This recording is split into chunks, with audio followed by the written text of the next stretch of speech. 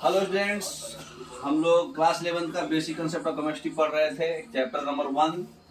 तो देखिए chapter number 1 में हम लोग क्या पढ़ रहे थे, आइसोटोन्स, आइसोडाइफर्स पढ़ना था। आइसोटोप्स, आइसोबार्स हम लोग पढ़ लिए थे। तो हम लोग सबसे पहले आइसोटोन्स पढ़ेंगे, ठीक है। आइसोटोन्स जानते हैं आप लोग? आइसोटोन्स ऐसा है, डिफरेंट एटॉमिक नंबर होना चाहिए लेकिन नंबर ऑफ न्यूट्रॉन सेम होना चाहिए, ठीक है। मतलब एलिमेंट डिफरेंट होगा तभी ना एटॉमिक नंबर डिफरेंट होगा।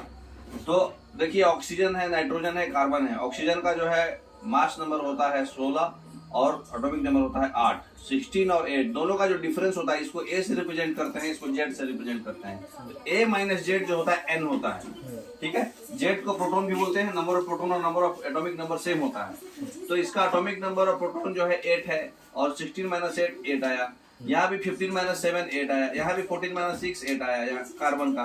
तो ये तीनों का नंबर ऑफ न्यूट्रॉन्स कितना आया? 8 8 8। तो ये नंबर ऑफ न्यूट्रॉन्स सेम आ गया, लेकिन ऑक्सीजन ये तीनों का एटॉमिक नंबर डिफरेंट है। तो ये क्या हुआ? आइसोटोन्स, ठीक है।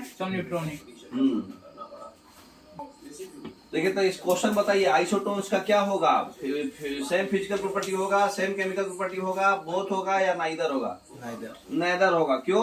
क्योंकि अभी आप पढ़े ऑक्सीजन, नाइट्रोजन, कार्बन तीनों अलग एलिमेंट है, तो फिजिकल प्रॉपर्टी केमिकल प्रॉपर्टी तो अलग होना ही है। तो physical property chemical property same तो हो ही नहीं सकता, तो फिर वो तो सवाल ही नहीं है। तो फिर नाइदर होगा, डी ऑप्शन इसका करेक्ट होगा, ठीक है ना।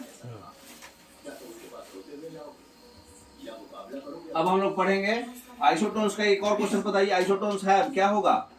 Same number of neutrons. अभी पढ़े हम लोग same number of neutrons, C option सही होगा इसका, ठीक है। अब एक चीज पढ़ना है आइसोडाइफर्स, ठीक है। आइसोडाइफर्स हम लोग देख लेते हैं। अब देखिए एक चीज होता है आइसोडाइफर्स। आइसोडाइफर्स क्या होता है? ऐसा स्पेसीज जिसका आइसोटोपिक नंबर सेम हो। आइसोटोपिक नंबर सेम किसको बोलते हैं? जैसे देखिए आप पोटेशियम का 19 और मास नंबर 39 है, क्लोरीन का 9 और मास नंबर 19 है।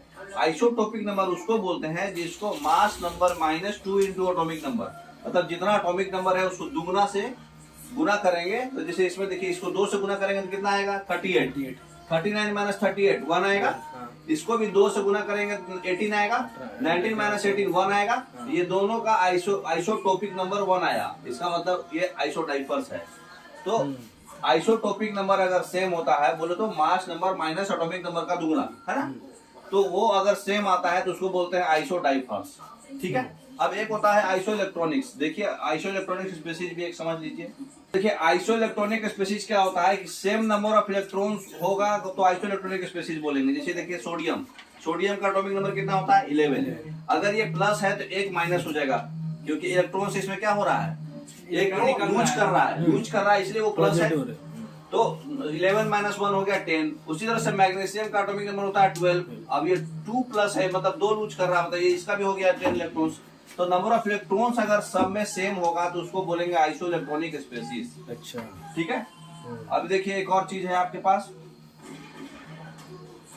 आइसोटेयर, अरे आइसोस्टर। आइसोस्टर क्या होता है कि ऐसा स्पीशीज जिसका सेम नंबर ऑफ एटम्स हो और सेम नंबर ऑफ इलेक्ट्रॉन्स भी हो, अच्छा। जैसे N2 और CO।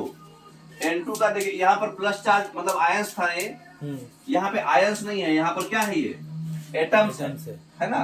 इलेक्ट्रॉन्स भी सेम हो रहा है। तो यहाँ देखिए एटम्स में, यहाँ देखिए नियोन कितना होता है? 10 10 दूनी 20। और कार्बन कितना होता है? 6। और ऑक्सीजन 8। 6 और 8 14। और ये इलेक्ट्रॉन्स कैसे होगा? नहीं, हीलियम नियोन कितना होता है? नाइट्रोजन। अच्छा ये नाइट्रोजन है, सॉरी, नियोन नहीं है, नहीं होता ना। 7 दूनी 14। और ये कितना है? 6 और 8 14। तो ये स्पेसीज का भी इलेक्ट्रॉन्स कितना है? 14।